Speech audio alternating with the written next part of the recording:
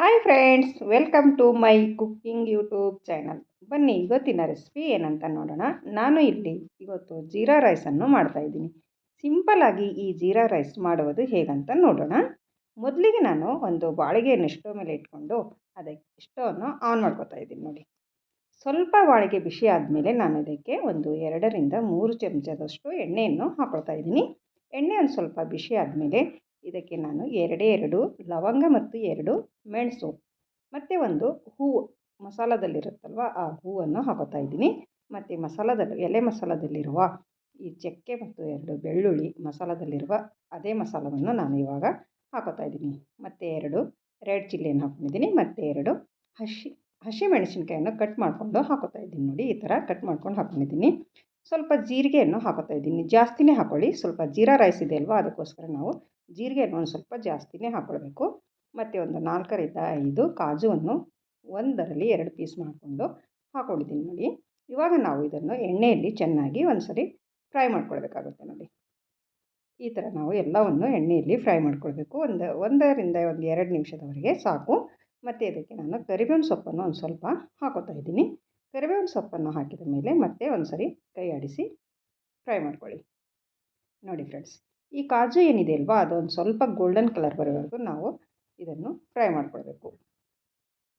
ನೋಡಿ ಫ್ರೆಂಡ್ಸ್, ಇವಾಗ ಒಂದು ಸ್ವಲ್ಪ ಉಪ್ಪನ್ನು ಸೇರಿಸ್ತಾ ಇದ್ದೀನಿ.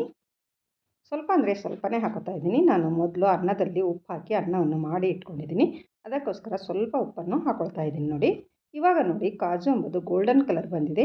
ಇವಾಗ ನಾವು ಮಾಡಿಟ್ಟಿಕೊಂಡಿರುವ ಅನ್ನವನ್ನು ಇದಕ್ಕೆ ಆ್ಯಡ್ ಮಾಡ್ಕೊಳ್ಳೋಣ. ಎಲ್ಲರಿಗೂ ಗೊತ್ತಿರೋದು ತಾನೇ ಅನ್ನವನ್ನು ಹೇಗೆ ಮಾಡೋದು ಅಂತ. ಸಿಂಪಲ್ಲಾಗಿ ಮನೆಯಲ್ಲಿ ನಾವು ದಿನಾಲೂ ಊಟಕ್ಕೆ ಮಾಡ್ಕೊತೀವಲ್ಲ, ಅದೇ ಅನ್ನವನ್ನು ನಾನು ಇದಕ್ಕೆ ಹಾಕ್ಕೊಳ್ತಾ ಇದ್ದೀನಿ.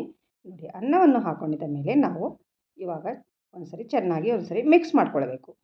ನೋಡಿ ಫ್ರೆಂಡ್ಸ್, ಚೆನ್ನಾಗಿ ಒಂದು ಸರಿ ಮಿಕ್ಸ್ ಮಾಡ್ಕೊಳ್ಳಿ. ಎಲ್ಲ ಮಸಾಲವನ್ನು ಅನ್ನಕ್ಕೆ ಹತ್ತುವಂತೆ ಒಂದು ಸರಿ ಚೆನ್ನಾಗಿ ಮಿಕ್ಸ್ ಮಾಡ್ಕೊಳ್ಳಿ. ನೋಡಿ, ಮಿಕ್ಸ್ ಆದ ನಂತರ ನಾವು ಇದಕ್ಕೆ ಒಂದು ಸ್ವಲ್ಪ ಕೊತ್ತಂಬರಿ ಸೊಪ್ಪನ್ನು ಇದಕ್ಕೆ ನಾನು ಆ್ಯಡ್ ಮಾಡ್ತಾಯಿದ್ದೀನಿ. ನೋಡಿ, ನೀವೊಂದು ಸರ್ತಿ ಟ್ರೈ ಮಾಡಿ ನೋಡಿ ಹೇಗೆ ಬಂತು ಅಂತ ಕಮೆಂಟಲ್ಲಿ ತಿಳಿಸಿ. ಮತ್ತು ಮನೆಯಲ್ಲಿ ಮಾಡಿ ಕೊಡಿ, ಎಲ್ಲರಿಗೂ ತುಂಬ ಅಂದರೆ ತುಂಬಾ ಇಷ್ಟವಾಗುತ್ತದೆ. ಮತ್ತು ನಿಮ್ಮ ಹತ್ರ ಟೈಮ್ ಇಲ್ಲ ಅಂದ್ರೂ ನೀವು ಈ ಥರ ಸಿಂಪಲ್ಲಾಗಿ ಜೀರಾ ರೈಸ್ ಮಾಡಿಕೊಂಡು ಊಟ ಮಾಡಬಹುದು.